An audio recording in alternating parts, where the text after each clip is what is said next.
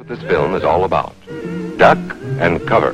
This is an official civil defense film produced in cooperation with the Federal Civil Defense Administration and in consultation with the Safety Commission of the National Education Association. Hi,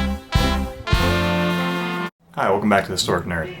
Today I'm going to talk to you a little bit about DayZ, a game that for all intents and purposes represents the entirety of what human society could become if there was no consequences for any of your actions.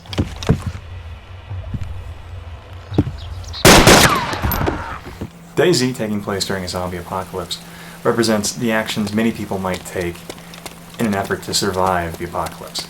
But what the game goes to prove to you is that the zombies aren't the ones you're worried about.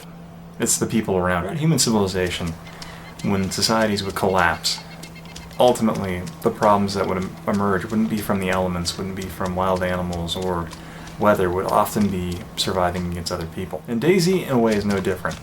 It demonstrates the way in which tribalism and how people will often associate with family or friends before they would associate on a national or city level with one another. However, it would take a great deal for human civilization to collapse at this point. However, MIT predicted something along the lines of human collapse in 2036 or something like that, but I highly doubt it. If you look through human history, at least in the modern industrial era, even when you have a complete breakdown in government, you still have individuals who will go to work and maintain civil services. One of the best examples is 1871, when the French government was forced out of Paris by basically communist rebels who established their own commune for about 10 weeks. But civil services, trolleys, bakeries all came back online without the government forcing them to do so.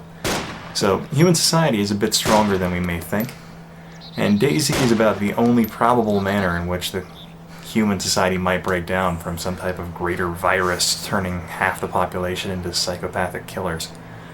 But I think is almost the only way government would break down.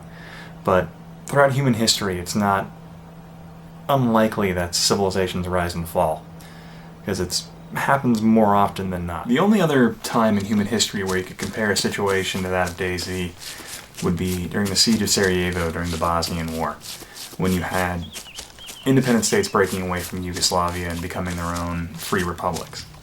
But the siege of Sarajevo is considered one of the most brutal assaults on a European city since the Second World War, and also the longest siege in recorded history. But the siege was so brutal and so heavy against the city that it was compared to returning a population to medieval depravity, where if you actually look at the term, bomb them back to the Stone Age, that was actually an American general who said that about a southern city when he was basically setting it ablaze. But, you know, thanks for watching. I hope this wasn't too depressing for you. And I'll see if I can make something happy at the end of the video. I hope you have a great night or day or whatever time you happen to be watching this. Thanks. Beedle-dum-dum, beedle-dum-dum, beedle-dum-dum.